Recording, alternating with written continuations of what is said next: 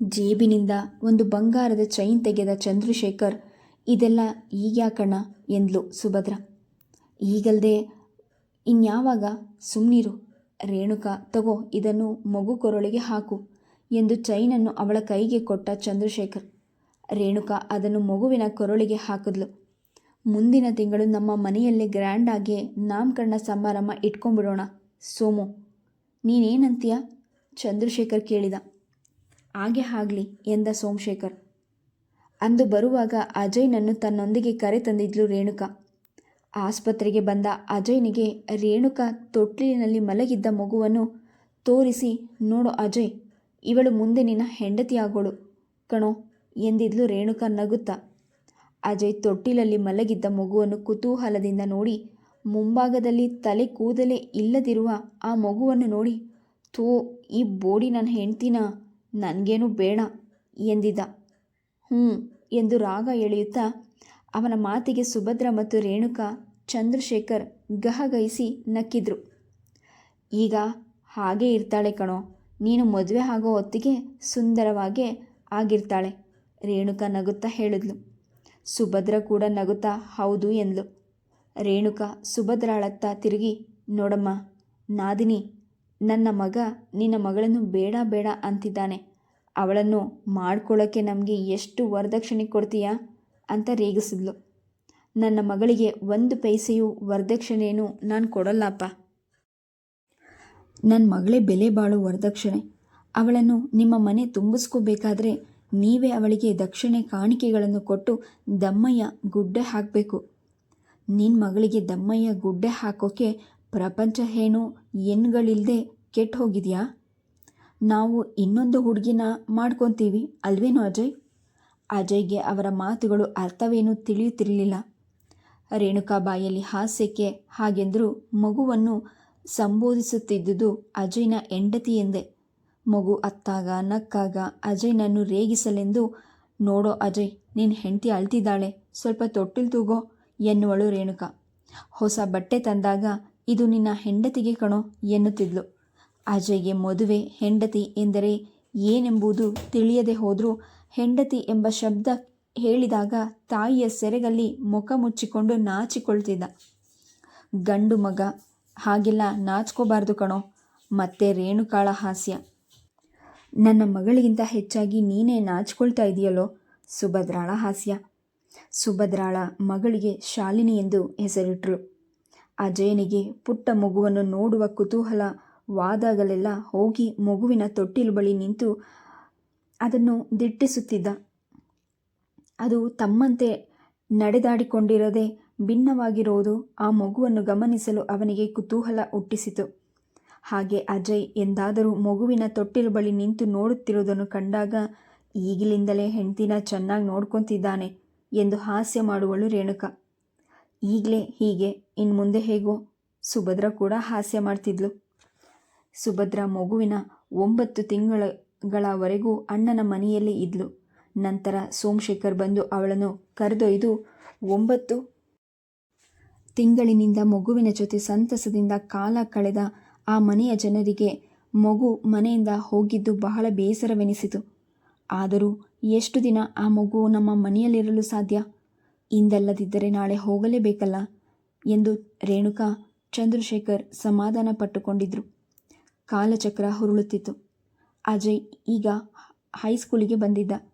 ಶಾಲಿನಿ 3ನೇ ಕ್ಲಾಸ್. ಅಜಯ್ ಶಾಲಿನಿಯ ಮನೆಗೆ ಹೋದಾಗಲೂ, ಶಾಲಿನಿ ಅಜಯ್ ಮನೆಗೆ ಹೋದಾಗಲೂ ಎಲ್ಲರೂ ಅವರಿಬ್ಬರನ್ನು ಗಂಡ ಹೆಂಡತಿ ಎಂದೇ ರೇಗಿಸ್ತಿದ್ರು.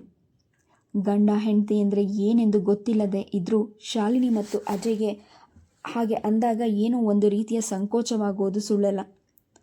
ಏನ್ರಿ, ನನಗೆ ತುಂಬ ಬೇಜಾರಾಗ್ತಾ ಇದೆ ಮನೆಯಲ್ಲಿ ಬೇಜಾರಾಗ್ತಿದೆಯಾ? ಯಾಕೆ? ಅರ್ಥವಾಗದೆ ಪ್ರಶ್ನಿಸಿದ ಚಂದ್ರಶೇಖರ್. ಇಷ್ಟು ದಿನ ಮನೆಯಲ್ಲಿ ಒಂದು ಮಗು ಇತ್ತು. ಅವಳ ಜೊತೆ ಚೆನ್ನಾಗಿ ಟೈಮ್ ಪಾಸ್ ಆಗ್ತಾ ಇತ್ತು. ಅವಳು ಹೊರಟೋದ್ಮೇಲೆ ಮನೆ ಬಿಕೋ ಅನ್ನಿಸ್ತಾ ಇದೆ ಅಲ್ವಾ? ಹೌದು, ಆದರೆ ಏನು ಮಾಡೋದು? ಎಂದಾದರೂ ಒಂದು ದಿನ ಅವಳು ಅವರ ಮನೆಗೆ ಹೋಗಲೇಬೇಕಾಗಿತ್ತಲ್ಲ. ಅವಳಿನ್ನು ನಮ್ಮ ಮನೆಗೆ ಶಾಶ್ವತವಾಗಿ ಬರೋದಕ್ಕೆ 20 ವರ್ಷ ಆದರೂ ಬೇಕು. ಅಲ್ಲಿಯವರೆಗೂ ಹೇಗೆ ಕಾಲ ಕಳೆಯೋದು? ಯಾರ ಮೇಲಾದರೂ ಇಷ್ಟೊಂದು ಪ್ರೀತಿ ಬೆಳೆಸ್ಕೊಳ್ಳೋದು ಒಳ್ಳೆಯದಲ್ಲ. ಎಲ್ಲದಕ್ಕೂ ಒಂದು ಮಿತಿ ಇರಬೇಕು. ಅಂದರೆ ಅವಳು ಸೊಸೆಯಾಗಿ ನಮ್ಮ ಮನೆಗೆ ಬರೋದು ನಿಮಗಿಷ್ಟವಿಲ್ವೇ? ಅರೆ, ಇಷ್ಟ ಇಲ್ಲ ಅಂತ ಹೇಳೋರು ಯಾರು? ಅಂಥ ದಿನ ಬರಲಿ. ಅಂದರೆ ಬರೋಲ್ಲ ಅಂತ ನಿಮಗೆ ಸಂಶಯ ಇದೆ ಅಂತ ಆಯಿತು. ಇದ್ದಕ್ಕಿದ್ದ ಹಾಗೆ ಯಾಕೆ ನಿಮಗೆ ಇಂತಹ ಯೋಚನೆ ಬಂತು? ಯೋಚನೆ ಏನೂ ಬರಲಿಲ್ಲ ರೇಣು, ಸುಮ್ಮನೆ ಹೇಳಿದೆ ಅಷ್ಟೇ. ಈಗಿನ ಕಾಲದ ಹುಡುಗರು ಯಾರನ್ನು ಇಷ್ಟಪಡ್ತಾರೋ ಯಾರನ್ನು ಬಿಡ್ತಾರೋ ಯಾರಿಗೆ ಗೊತ್ತು. ನಾಳೆ ಏನಾಗುತ್ತೆ ಅಂತ ಹೇಳೋದಕ್ಕೆ ನನಗೆ ನಿನಗೆ ಸಾಧ್ಯವಾ? ಸಾಕು ಸುಮ್ಮನಿರಿ. ನನಗಂತೂ ಈ ಬಗ್ಗೆ ಸ್ವಲ್ಪವೂ ಸಂಶಯವಿಲ್ಲ, ಅಪನಂಬಿಕೆಯೂ ಇಲ್ಲ. ಹಾಗಾದರೆ ಒಳ್ಳೆಯದೇ ಬಿಡು. ಅಜಯ್ ಹೈಸ್ಕೂಲ್ ಮುಗಿಸಿ ಕಾಲೇಜಿಗೆ ಬಂದ.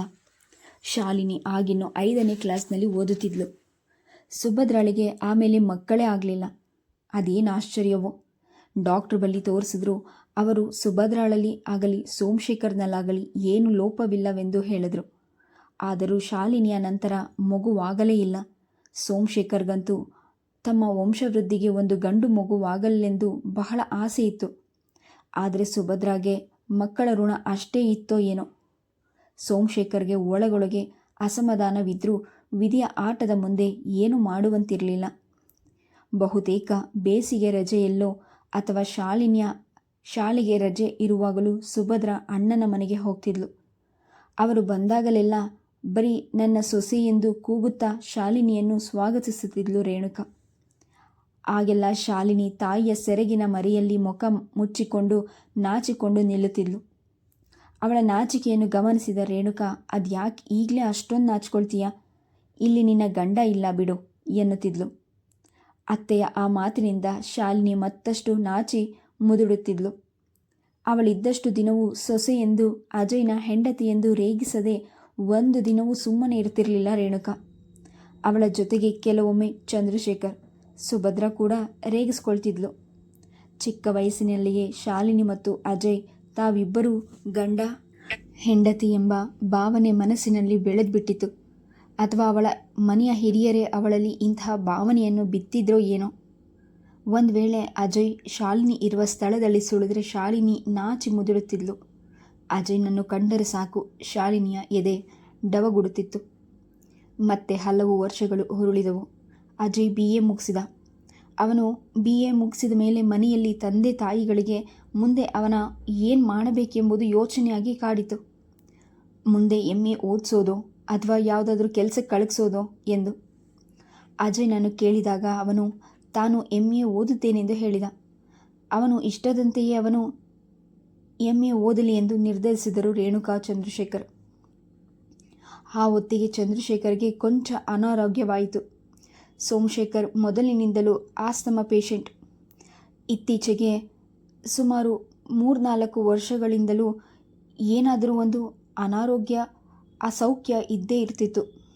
ಆ ದಿನ ಸೋಮಶೇಖರ್, ಬಾವ, ನನ್ನ ಆರೋಗ್ಯ 3-4 ವರ್ಷಗಳಿಂದ ಅಷ್ಟು ಚೆನ್ನಾಗಿಲ್ಲ. ಅದಕ್ಕೆ ನಾನು ಚೆನ್ನಾಗಿರುವಾಗಲೇ ಶಾಲಿನಿಯ ಮದುವೆ ಮುಗಿಸ್ಬಿಟ್ರೆ ನನ್ನ ಬಾಧ್ಯತೆ ತೀರುತ್ತೆ. ಆಮೇಲೆ ನನಗೆ ಯಾವ ಯೋಚನೆಯೂ ಇರೋಲ್ಲ ಎನ್ನುತ್ತಿದ್ದರು ಎಂದು ಕೇಳಿದ. ಅಯ್ಯೋ, ಮದುವೆಗೆ ಈಗಲೇ ಏನು ಅವಸರ? ಶಾಲಿನಿ ಈಗ ಹೈಸ್ಕೂಲ್ನಲ್ಲಿದ್ದಾಳೆ. ಅದರಲ್ಲೂ ಅಜಯ್ MA ಓದಬೇಕು ಅಂತ ಹೊರಟಿದ್ದಾನೆ. ಇಷ್ಟು ಚಿಕ್ಕ ವಯಸ್ಸಿನಲ್ಲಿ, ಅದು ಓದೋ ವಯಸ್ಸಿನಲ್ಲಿ ಮದುವೆ ಮಾಡಿಬಿಟ್ರೆ ಅವನ ವಿದ್ಯೆಯ ಗತಿ ಏನು? ವಿವಾಹಂ ವಿದ್ಯಾನಾಶಯ ಅಂತಾನೂ ಗಾದೆ ಕೇಳಿಲ್ವೇ? ಆಮೇಲೆ ಅವನ ಅಭ್ಯಾಸವು ಹಾಳಾಗುತ್ತೆ. ಅವನ MA ಮುಗಿಯಲಿ, ಆಮೇಲೆ ಮದುವೆ ಮಾಡೋಣ. ಅಷ್ಟೊತ್ತಿಗೆ ಶಾಲಿನಿ SSLCಯೂ ಮುಗಿದಿರುತ್ತೆ ಎಂದ್ಲು ರೇಣುಕಾ.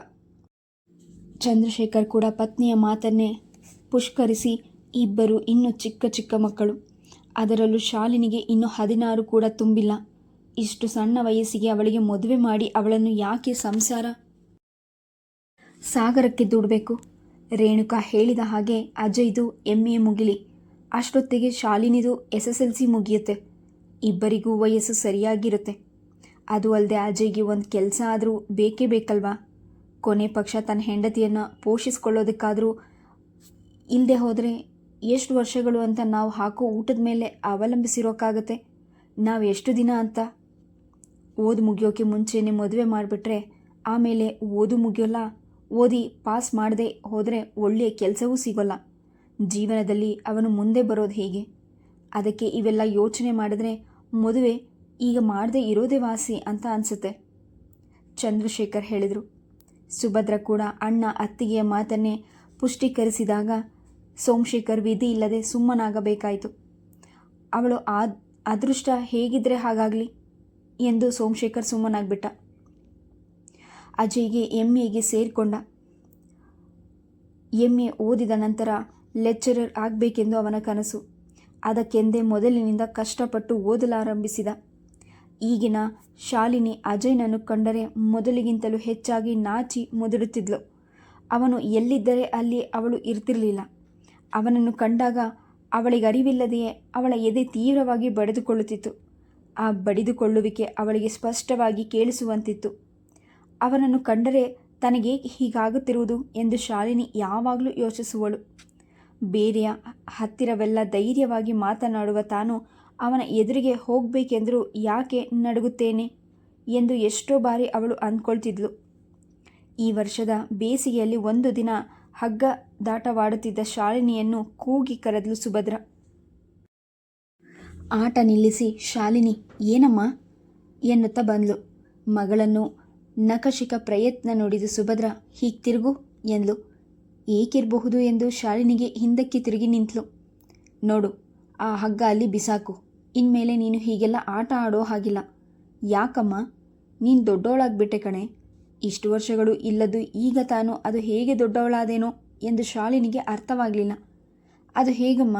ಬೆಳಿಗ್ಗೆ ನಾನು ಎಷ್ಟು ಉದ್ದ ಇದ್ನೋ ಈಗಲೂ ಅಷ್ಟೇ ಉದ್ದ ಇದ್ದೀನಿ. ನಾನು ದೊಡ್ಡವಳಾಗ್ಬಿಟ್ಟೆ ಅಂತ ನಿನಗೆ ಈಗ ಗೊತ್ತಾಯ್ತಾ? ಮಗಳ ಮಾತಿಗೆ ಸುಭದ್ರ ಮುಸಿ ಮುಸಿ ನಕ್ಕಳು. ನಂತರ ಶಾಲಿನಿಯನ್ನು ರೂಮಿನ ಒಂದು ಮೂಲೆಯಲ್ಲಿ ಕೂರಿಸಿದರು. ಮನೆಯ ಒಳಗೆ ಬಾರದಂತೆ ತನ್ನನ್ನು ತಡೆದರು. ಪರವಾಗಿಲ್ಲ, ಅಕ್ಕಪಕ್ಕದವರೊಡನೆ ಆಟಕ್ಕೆ ಹೋಗದಂತೆ ತಡೆದಿದ್ದುದು ಶಾಲಿನಿಗೆ ತುಂಬ ಬೇಸರವನ್ನು ಉಂಟು ಮಾಡಿತು. ಅಲ್ಲಿಗೂ 2-3 ಬಾರಿ ಅಮ್ಮ, ನಾನು ಪಕ್ಕದ ಮನೆ ಸಾವಿತ್ರಿ ಸುರೇಶನ ಜೊತೆಗೆ ಆಟ ಆಡ್ಕೊಳ್ಳೋಕ್ಕೆ ಹೋಗ್ತೀನಮ್ಮ, ಸುಮ್ಮನೆ ಆ ಮೂಲೆಯಲ್ಲಿ ಕೂತು ಬೇಜಾರು ಎಂದ್ಲು. ಇನ್ಮೇಲಿಂದ ನೀನು ಹಾಗೆಲ್ಲ ಹುಡುಗರ ಜೊತೆಗೆ ಆಟಕ್ಕೆ ಹೋಗೋ ಹಾಗಿಲ್ಲ. ಮೊದಲಿನ ಹಾಗೆ ಆಟ ಹಾರಾಟವೆಲ್ಲ ಬಂದ್ ಎಂದ್ಲು ಸುಭದ್ರ. ಹ್ಞೂ, ನಾನು ಹೋಗ್ತೀನಮ್ಮ, ಮುದ್ದುಗೆರೆದ್ಲು ಶಾಲಿನಿ. ಇನ್ಮೇಲಿಂದ ನೀನು ಹೋಗ್ಕೂಡ್ದು ಆಟಕ್ಕೆ ಅಂತ ನಾನು ಹೇಳಿಲ್ವಲ್ಲ, ಗದರೆದ್ಲು ಸುಭದ್ರ. ಮತ್ತೆ ನಾನು ಎಷ್ಟು ಹೊತ್ತು ಅಂತ ಈ ಮೂಲೆಯಲ್ಲಿ ಕೂತಿರ್ಲಿ, ಬೇಸರದಿಂದ ಕೇಳಿದ್ಲು ಶಾಲಿನಿ. ಇನ್ನು 1 ವಾರ ಹೀಗೆ ಕೂತಿರ್ಬೇಕು ನೀನು. ಆಮೇಲೆ ಮೊದಲಿನ ಹಾಗೆ ಹುಡುಗರ ಥರ ಆಡೋ ಹಾಗಿಲ್ಲ. ಇದು ಒಳ್ಳೆಯ ಪೀಕ್ಲಾಟವಾಯ್ತಲ್ಲ. ಶಾಲಿನಿ ಒಳಗೊಳಗೆ ಬೈದ್ಕೊಂಡ್ಳು.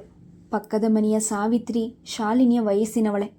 ಅವಳು ಬಂದು, ಹೌದೇನೆ ಶಾಲಿನಿ, ನೀನು ಇನ್ಮೇಲೆ ನಮ್ಮ ಜೊತೆ ಆಟ ಆಡೋಕ್ಕೆ ಬರೋದಿಲ್ವಂತೆ ಎಂದು ಕೇಳಿದ್ಲು. ಅವಳಿಗೆ ಇವೆಲ್ಲ ಏನು ಅಂತ ಅರ್ಥವಾಗಿರಲಿಲ್ಲ. ಹ್ಞೂ ಕಣೆ, ಅಮ್ಮ ಹೇಳಿದಾಳೆ, ನಾನು ದೊಡ್ಡವಳಾಗ್ಬಿಟ್ಟಿದ್ದೀನಿ ಅಂತ ಎಲ್ಲರ ಜೊತೆ ಆಟ ಆಡೋ ಹಾಗಿಲ್ವಂತೆ. ಅಳು ಮುಖ ಮಾಡಿಕೊಳ್ಳುತ್ತಾ ಹೇಳಿದ್ಲು ಶಾಲಿನಿ.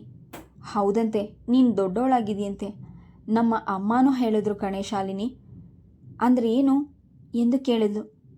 ಶಾಲಿನಿಗೆ ಸಾವಿತ್ರಿಗೆ ಏನು ಹೇಳಬೇಕೆಂದು ತೋಚಲಿಲ್ಲ. ತಾನಾಗಿರುವ ಸ್ಥಿತಿಯನ್ನು ಸಾವಿತ್ರಿಗೆ ವಿವರಿಸಿ ಹೇಳಲು ಸಂಕೋಚ. ಅದನ್ನು ಗೆಳತಿಗೆ ಹೇಗೆ ಹೇಳಬೇಕೆಂದು ಯೋಚಿಸುತ್ತಿರುವಾಗಲೇ ಸುಭದ್ರ ಬಂದ್ಲು. ಸಾವಿತ್ರಿ ಆಕೆಯನ್ನು ಕೇಳಿಯೇ ಬಿಟ್ಲು. ಆಂಟಿ, ಹೌದಾ, ಇನ್ಮೇಲೆ ಶಾಲಿನಿ ನಮ್ಮ ಜೊತೆ ಆಟ ಆಡೋಕ್ಕೆ ಬರೋದಿಲ್ವಂತೆ? ಅವಳು ದೊಡ್ಡವಳಾಗಿದ್ದಾಳಂತೆ. ಹಾಗಂದ್ರೆ ಏನು ಆಂಟಿ? ಸುಭದ್ರ ನಗುತ್ತಾ, ಇನ್ನೇನು ಸ್ವಲ್ಪ ದಿನದಲ್ಲಿ ನಿನಗೆ ಗೊತ್ತಾಗುತ್ತೆ ಏನು ಅಂತ.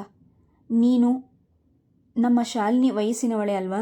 ಶಾಲಿನಿಗೂ ನಿನಗೂ 8 ದಿನಗಳು ವ್ಯತ್ಯಾಸ ಇರಬಹುದಷ್ಟೇ ಎಂದ್ಲು. ಸಾವಿತ್ರಿ ಆಗಲೇ ನಿರ್ಧರಿಸ್ಬಿಟ್ಲು. ನಾನು ದೊಡ್ಡವಳಾದರೆ ಶಾಲಿನಿಯಂತೆ ಮೂಲೆಯಲ್ಲಿ ಕುಳಿತಿರುವುದಿಲ್ಲ ಎಂದು.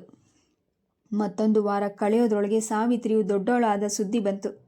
ಶಾಲಿನಿಗೆ ಅದರಿಂದ ತುಂಬ ಬೇಸರವಾಯಿತು.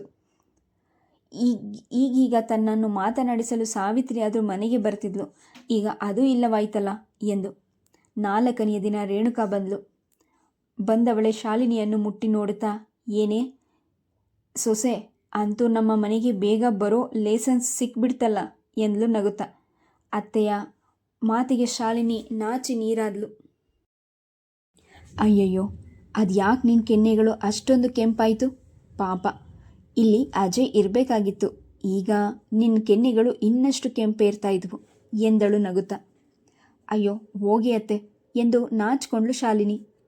ನಿಮ್ಮ ಅಮ್ಮನೂ ಹೀಗೆ ಅಂತ ಇದ್ಲು ಎಂದು ಹೇಳುತ್ತಾ ಶಾಲಿನಿಗೆ ತಾನು ತಂದಿದ್ದ ರೇಷ್ಮೆ ಸೀರೆ ಉಡಿಸಿ ಅವಳ ತಲೆಗೆ ತಾನು ತಂದಿದ್ದ ಮಲ್ಲಿಗೆಯ ದಿಂಡನ್ನು ಮುಡಿಸಿದಳು.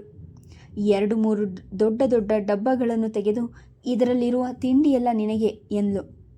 ತಿಂಡಿಯ ಡಬ್ಬಿಗಳ ಮುಚ್ಚಳ ತೆಗೆದು ಎಲ್ಲ ತಿಂಡಿಗಳನ್ನು ತಿನ್ಬೇಕೆನಿಸಿದರೂ ನಾಚಿಕೆಯಿಂದ ಹಾಗೆ ಮಾಡಲಿಲ್ಲ ಅವಳು. ಸುಮ್ಮನೆ ಹುಗುರು ಕಚ್ಚುತ್ತಾ ನಿಂತಳು. ಅದ್ಯಾಕೆ ಅತ್ತೆ ಹತ್ರ ಅಷ್ಟೊಂದು ನಾಚ್ಕೊಳ್ತೀಯಾ ಎಂದು ಸುಭದ್ರಾಳೆ 1-2 ಸಿಹಿ ತಿಂಡಿಗಳನ್ನು ತೆಗೆದು ಮಗಳ ಕೈಯಲ್ಲಿಟ್ಲು. ಶಾಲಿನಿ ಖುಷಿಯಿಂದ ಅವನ್ನು ತಿನ್ನೋದ್ರಲ್ಲಿ ಮಗ್ನಳಾದ್ಲು. ಸುಭದ್ರ ಶಾಲಿನಿ ಮಾತುಗಳಲ್ಲಿ ಬಿದ್ದಳು. ನಡಿಯತ್ತಿಗೆ, ಸುಸ್ತಾಗಿ ಬಂದಿದೀಯಾ? ಮೊದಲು 1 ಲೋಟ ಬಿಸಿ ಬಿಸಿ ಕಾಫಿ ಕುಡಿದು ಸುಧಾರಿಸ್ಕೊಳ್ಳುವಂತೆ ಎಂದು ಅತ್ತಿಗೆಯನ್ನು ಅಡಿಗೆ ಮನೆಗೆ ಕರೆದುಕೊಂಡು ಹೋದ್ಲು ಸುಭದ್ರ. ಸೀರೆ ಉಟ್ಕೊಂಡಿದ್ದೆ ಎಷ್ಟು ಚೆನ್ನಾಗಿ ಕಾಣಿಸ್ತಾಳಲ್ಲ ಶಾಲಿನಿ, ಹೇಳಿದ್ಲು ರೇಣುಕಾ. ಹ್ಞೂ, ಎಷ್ಟಾದರೂ ನಿನ್ನ ಮನೆಗೆ ಬರೋ ಸೊಸೆ ತಾನೇ, ಚೆನ್ನಾಗಿರಲೇಬೇಕು ನಗುತ್ತಾ ಹೇಳಿದ್ಲು ಸುಭದ್ರ. ಹೋ, ಅದು ನಿಜ ಅನ್ನೋ. ಅಂದಹಾಗೆ ಮನೆಯಲ್ಲಿ ಎಲ್ಲರೂ ಹೇಗಿದ್ದಾರೆ? ಅಣ್ಣ ಮಕ್ಕಳು ಎಲ್ಲರೂ ಚೆನ್ನಾಗಿದ್ದಾರೆ. ಅಜಯ್ನ ಓದು ಹೇಗೆ ನಡೀತಾ ಇದೆ? ಚೆನ್ನಾಗಿ ಓದ್ತಾ ಇದ್ದಾನೆ. ಅವನದ್ದೇನೂ ಸಮಸ್ಯೆ ಇಲ್ಲ. ಅಂದಾಗೆ ಈಗ ಸೋಮಶೇಖರ್ ಆರೋಗ್ಯ ಹೇಗಿದೆ? ಏನಾದರೂ ಸುಧಾರಿಸಿದೆಯಾ? ಏನು ಸುಧಾರಿಸಿದೆಯೋ ಏನು ಕತೆಯೋ, ಆ ಸಮ ಈ ಜನ್ಮಕ್ಕೆ ಬೆನ್ನು ಬಿಡೋದಿಲ್ಲ. ಚಳಿಗಾಲದಲ್ಲಿ ಆರೋಗ್ಯ ಸ್ವಲ್ಪ ಚೆನ್ನಾಗಿ ನೋಡ್ಕೊಬೇಕು, ಆಗಲೇ ಈ ಕಾಯಿಲೆಯ ತನ್ನ ಪ್ರತಾಪ ತೋರಿಸೋದು. ಸುಭದ್ರ ಆ ಮಾತಿಗೆ ಏನೂ ಹೇಳಲಿಲ್ಲ. ಅಂದಹಾಗೆ ನನ್ನ ಸೊಸೆಗೆ ಒಳ್ಳೊಳ್ಳೆ ಸಿಹಿ ತಿಂಡಿಗಳೆಲ್ಲ ಮಾಡಿಕೊಡ್ತಾ ಇದೆಯಾ ತಾನೇ? ಹ್ಞೂ, ಮಾಡಿಕೊಡದೆ ಇದ್ರೆ ಆಗುತ್ತಾ? ನಿನ್ನ ಸೊಸೆ ತಾನೇ, ತಿಂದು ಚೆನ್ನಾಗಿರ್ಬೇಕಲ್ಲ. ಅಮರ್ ಏನು ಓದ್ತಿದ್ದಾನೆ ಈಗ? ಅವನು ಈಗ ಫಸ್ಟ್ ಇಯರ್ BAಗೆ ಸೇರಿದ್ದಾನೆ. ಅಜಯ್ಗಿಂತ 1 ವರ್ಷ ಚಿಕ್ಕವನು. ನ್ಯಾಯವಾಗಿ ನೋಡಿದ್ರೆ ಈ ವರ್ಷ ಅವನು ಫೈನಲ್ ಇಯರ್ ಮುಗಿಬೇಕಾಗಿತ್ತು. ಆದರೆ ಕಷ್ಟಪಟ್ಟು ಓದಲ್ಲ, ಬರೀ ತಿರುಗಾಡ್ಕೊಂಡೇ ಕೆಲಸ. ಎಷ್ಟು ಹೇಳಿದರೂ ಕೇಳೋಲ್ಲ. ಬೆಳೆದ ಮಗನಿಗೆ ಗದರಿಸಿ ಬೈದು ಹೇಗೆ ಹೇಳೋದು ಅಂತ ನಿಮ್ಮಣ್ಣ ಅಂತಾರೆ. ನಂದಂತೂ ಒಂದು ಚೂರು ಭಯ ಇಲ್ಲ ಅವನಿಗೆ. ಏನು ಮಾಡೋದೋ ಏನೋ ಒಂದು ತಿಳಿತಾ ಇಲ್ಲ. ಅವತ್ತೇ ಬಡ್ಕೊಂಡೆ ನಿಮ್ಮ ಅಣ್ಣನಿಗೆ, ಅವನಿಗೆ BA ಬೇಡ, ಯಾವುದಾದ್ರೂ ಡಿಪ್ಲೊಮಾಗೆ ಸೇರಿಸಿ ಅಂತ. ಕೇಳಲಿಲ್ಲ. ಡಿಪ್ಲೊಮಾ ಆದರೂ ಮಾಡಿದರೆ ಯಾವುದಾದ್ರೂ ಕೆಲಸ ಸಿಗೋದು. ಈ BA ಅವನು ಅದು ಯಾವಾಗ ಪಾಸ್ ಮಾಡ್ತಾನೋ, ಅವನಿಗೆ ಅದು ಯಾವಾಗ ಕೆಲಸ ಸಿಗುತ್ತೋ, ಜೀವನ ಹೇಗೆ ನಿಭಾಯಿಸ್ತಾನೋ ದೇವರೇ ಬಲ್ಲ. ನಿಮ್ಮಣ್ಣ ಒಂದು ಕಿವಿಗೆ ಹಾಕೊಳ್ಳಲ್ಲ. ಹೇಳಿದರೆ ಅವನ ಹಣೆ ಬರಹದಲ್ಲಿ ಇದ್ದಾಗೆ ಆಗುತ್ತೆ. ನೀನು ಯಾಕೆ ಚಿಂತೆ ಮಾಡ್ತೀಯಾ? ನಾವೇನು ಕಷ್ಟಪಟ್ಟು ಓದಿಸೋಕೆ ತಯಾರಿದ್ದೀವಿ. ಆದರೆ ಅವನು ಚೆನ್ನಾಗಿ ಓದಿ ಪಾಸ್ ಮಾಡದೆ ಹೋದರೆ ನಾವೇನು ಮಾಡೋಕ್ಕಾಗುತ್ತೆ ಹೇಳು ಅಂತಾರೆ. ಏನು ಮಾಡಬೇಕು ನನಗಂತೂ ಒಂದು ಗೊತ್ತಾಗ್ತಾ ಇಲ್ಲ. ಯಾಕೆ ಯೋಚನೆ ಮಾಡ್ತೀಯ ಅದಕ್ಕೆ? ಅಣ್ಣ ಹೇಳಿದ ಹಾಗೆ ಅವರವರ ಹಣೆಯಲ್ಲಿ ಬರೆದ ಹಾಗೆ ಆಗುತ್ತೆ, ಸುಮ್ಮನಿರು ಎಂದು ಸುಭದ್ರ ಅತ್ತಿಗೆಯನ್ನು ಸಮಾಧಾನ ಪಡಿಸಿದ್ಲು. ಹಾಗೆಂದರೆ ಹೇಗೆ? ಹಣೆ ಬರಹ ನಮ್ಮ ಪ್ರಯತ್ನ ನಾವು ಮಾಡದೆ ಹಾಗೆ ಬಿಟ್ಬಿಡೋದಕ್ಕಾಗತ್ತಾ? ನಾಳೆ ದೊಡ್ಡವನಾದ ಮೇಲೆ ಅಣ್ಣನನ್ನು ಓದಿಸಿದ್ರಿ, ನನ್ನನ್ನು ಮಾತ್ರ ಓದಿಸ್ಲಿಲ್ಲ ಅಂತ ನಮ್ಮನ್ನೇ ದೂರ್ತಾನೆ. ಅರೆ ಅತ್ತಿಗೆ, ಓದಬೇಕಾಗಿರೋದು ಅವನು ಸರಿಯಾಗಿ ಓದದೇ ಇದ್ದರೆ ಅಣ್ಣ ತಾನೇ ಏನು ಮಾಡ್ತಾನೆ ಹೇಳು? ಅವರವರೇ ತಿಳ್ಕೊಬೇಕಪ್ಪ. ಈಗ ಅಜಯ್ನಿಗೆ ನೋಡು, ನೀವೇನಾದರೂ ಹೇಳ್ತೀರಾ? ಅವನು ಮುಂದೆ ಓದಬೇಕು ಅನ್ನೋ ಕಾಳಜಿ ಅವನಿಗಿದೆ. ಕುದುರೆನ ನೀರಿನವರೆಗೆ ಕರ್ಕೊಂಡು ಹೋಗ್ಬೋದು, ಆದರೆ ನೀರು ಕುಡಿಸೋಕ್ಕಾಗುತ್ತಾ ಹೇಳು? ಅಂತೂ ನಿನ್ನ ಅಣ್ಣನ ವಹಿಸ್ಕೊಂಡು ಮಾತಾಡೋದನ್ನು ಇನ್ನೂ ಬಿಟ್ಟಿಲ್ಲ ನಾನು. ಅದು ಹೇಗೆ ಆಗುತ್ತೆ? ಬಿಡೋಕ್ಕಾಗುತ್ತೆ ಅದಕ್ಕೆ? ಜೀವ ಇರೋವರೆಗೂ ನಾನು ನಮ್ಮ ಅಣ್ಣನಿಗೆ ಸಪೋರ್ಟ್ ಮಾಡೇ ಮಾಡ್ತೀನಿ.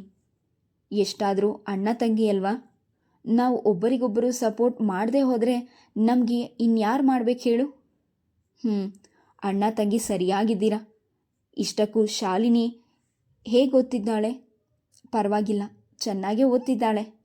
ಶಾಲಿನಿ ವಿಷಯಕ್ಕೆ ಮುಂದಕ್ಕೆ ಏನು ಮಾಡಬೇಕು ಅಂತ ಯೋಚನೆ ಮಾಡಿದ್ದೀರಿ? ಇನ್ನೇನಿದೆ ಅದಕ್ಕೆ, ಅವಳದು ಹೈಸ್ಕೂಲ್ ಪೂರ್ತಿಯಾಗಲಿ. ಆ ಹೊತ್ತಿಗೆ ಅಜಯ್ನ ಓದು ಮುಗ್ದಿರುತ್ತೆ. ಆಮೇಲೆ ಯೋಚನೆ ಮಾಡಿದ್ರಾಯಿತು. ಅವಳ ತಂದೆಗೇನು ಅವಳಿಗೆ ಬೇಗ ಮದುವೆ ಮಾಡಬೇಕು ಅಂತ ಆಸೆ. ಆದರೆ ಅಜಯ್ನ ವಿದ್ಯಾಭ್ಯಾಸವು ಒಂದು ಸ್ಥಿತಿಗೆ ಬರಬೇಕಲ್ಲ, ಓದು ಮುಗಿಬೇಕು. ಅವನಿಗೆ ಕೆಲಸ ಸಿಗಬೇಕು. ಹೌದು, ಮೊನ್ನೆ ಒಂದು ಸಾರಿ ಅವನು ಇದನ್ನೇ ಅಂದ, ಕೆಲಸ ಸಿಗೋವರೆಗೂ ನಾನು ಮದುವೆ ಮಾಡ್ಕೊಳ್ಳೋದಿಲ್ಲ ಅಂತ. ಅವನು ಹೇಳೋದು ಸರಿನೇ. ಮದುವೆ ಮಾಡ್ಕೊಂಡ್ಬಿಟ್ರೆ ಆಯ್ತಾ, ಹೆಂಡತಿಯನ್ನು ಸಾಕಬೇಕಲ್ಲ. ಯಾವುದಾದ್ರೂ ಕೆಲಸ ಅಂತಿದ್ರೆ ತಾನೇ ಅವಳನ್ನು ಸಾಕೋದಕ್ಕಾಗೋದು. ಸರಿಯಾಗಿ ಹೇಳ್ತಿದ್ದಾನೆ ಅವನು. ಇಷ್ಟಕ್ಕೂ ಶಾಲಿನಿ ಯಾಕೆ ಒಳ್ಳೆ ಒಣಗಿದ ಕಡ್ಡಿ ತರಹ ಇದ್ದಾಳೆ? ಅವಳಿಗೆ ಚೆನ್ನಾಗಿ ತಿನ್ನಿಸಿ ಸ್ವಲ್ಪ ಪುಷ್ಟಿಕರವಾಗಿ ಮೈಕೈ ತುಂಬಿಕೊಳ್ಳೋ ಹಾಗೆ ಮಾಡಬಾರ್ದೆ ನೀನು? ಅಯ್ಯೋ ಅತ್ಗೆ, ನಾನೇನು ಮಾಡಲಿ? ಎಷ್ಟು ಹೇಳಿದ್ರೂ ಸರಿಯಾಗಿ ತಿಂದರೆ ತಾನೆ. ಒಂದು ತುತ್ತು ತಿನ್ನೋದು, ಸ್ಕೂಲ್ಗೆ ಲೇಟ್ ಆಯಿತು ಅಂತ ಓಡೋದು. ಒಂದು ತುತ್ತು ತಿಂದರೆ ಹೆಚ್ಚು, ಒಂದು ತುತ್ತು ತಿಂದರೆ ಕಡಿಮೆ. ಎಷ್ಟು ಹೇಳಿದ್ರೂ ಸರಿಯಾಗಿ ತಿನ್ನೋಲ್ಲ. ನಾನೇನು ಮಾಡಲಿ? ಹಾಗಂತ ಸುಮ್ಮನಿದ್ರಾಗುತ್ತಾ? ಬೆಳಗಿನ ಹೊತ್ತಂತೂ ತಿನ್ಸೋಕ್ಕಾಗಲ್ಲ. ರಾತ್ರಿ ಒಂದು ತುತ್ತಾದರೂ ಸ್ವಲ್ಪ ಬಲವಂತ ಮಾಡಿ ತಿನ್ನಿಸು. ಹ್ಞೂ, ಹಾಗೆ ಮಾಡ್ತೀನಿ. ಏನನ್ನೋ ನೆನಪಿಸಿಕೊಂಡವಳಂತೆ ಮೊನ್ನೆ ಶಾಲಿನಿಗೆ ಅಂತ ಒಂದು ಸೆಟ್ ಒಡವೆ ಕೊಂಡ್ಕೊಂಡೆ, ತೋರಿಸ್ತೀನಿ ನಡಿ ಎಂದು ಒಳಗೆ ಹೋಗಿ ಅವಳಿಗಾಗಿ ತಂದ ನೆಕ್ಲೆಸ್, ಅದಕ್ಕೆ ಹೊಂದುವ ಬಳೆ, ಓಲೆ ಎಲ್ಲವನ್ನು ತೋರಿಸಿದ್ಲು. ರೇಣುಕಾ ಅದನ್ನು ನೋಡಿ ಮೆಚ್ಚಿಕೊಂಡು ತುಂಬ ಚೆನ್ನಾಗಿದೆ ಎಂದ್ಲು. ಇನ್ನೊಂದು ಮಾತು ಎಂದು ರೇಣುಕಾ ಯಾವುದಕ್ಕೂ ಪೀಟಿಕೆ ಹಾಕಿದಾಗ, ತಡಿಯತ್ಗೆ, ಈ ಒಡವೆ ಬೀರುನಲ್ಲಿಟ್ಟು ಬಂದ್ಬಿಡ್ತೀನಿ, ಆಮೇಲೆ ಹೇಳುವೆಯಂತೆ ಎಂದೆನ್ನುತ್ತಾ ಎಂದು ಒಳಗೆ ಹೋದ್ಲು. ನಂತರ ಹೊರಗೆ ಬಂದು ಅತ್ತೆಗೆ ಎದುರಿಗಿರುವ ಕುರ್ಚಿಯಲ್ಲಿ ಕುಳಿತುಕೊಳ್ಳುತ್ತಾ, ಹ್ಞೂ ಈಗ ಹೇಳತ್ಗೆ, ಅದೇನು ಹೇಳ್ತಿದೆಯಲ್ಲ ಆಗ? ಏನಿಲ್ಲ, ಮುಂದಿನ ವಾರ ಹೇಗೂ ಸ್ಕೂಲ್ ಕಾಲೇಜ್ಗಳಿಗೆ ರಜೆ ಅಲ್ವಾ, ಅದಕ್ಕೆ ಎಂದು ನಿಲ್ಲಿಸಿದ್ಲು. ಹ್ಞೂ ಅದಕ್ಕೆ ಮುಂದೆ ಹೇಳತ್ಗೆ? ಏನಿಲ್ಲ, ಶಾಲಿನಿಯನ್ನು ನನ್ನ ಜೊತೆಗೆ ನಮ್ಮ ಮನೆಗೆ ಕರ್ಕೊಂಡು ಹೋಗೋಣ ಅಂತ. ನಿನ್ನ ಜೊತೆನಾ? ಯಾಕೆ ನನ್ನ ಜೊತೆಗೆ ಅಂತ ಕೇಳ್ತೀಯ? ನನ್ನ ಜೊತೆ ಅವಳನ್ನು ಕಳಿಸ್ಕೊಡೋದು ನಿಂಗಿಷ್ಟ ಇಲ್ವಾ? ಚೇಚೆ, ನಾನು ಹಾಗನ್ನ. ಇರೋಳು ಅವಳೊಬ್ಳೆ. ಅವಳು ಹೊರಟೋದ್ರೆ ಮನೆಯಲ್ಲಿ ಬೇಜಾರು. ಅವಳ ಅಪ್ಪ ಅಂತೂ ತುಂಬ ಬೇಜಾರು ಮಾಡ್ಕೊಳ್ತಾರೆ. ಅವಳಿಲ್ಲದೆ ಹೋದರೆ ಈ ಮನೆಯಲ್ಲಿ ಜೀವವೇ ಇರೋದಿಲ್ಲ. ಅರೆ ಎಷ್ಟು ಮಹಾ, ಒಂದು ವಾರ ತಾನೇ, ಆಮೇಲೆ ವಾಪಸ್ ಬರ್ತಾಳಲ್ಲ. Please subscribe the channel, like and share. Thank you.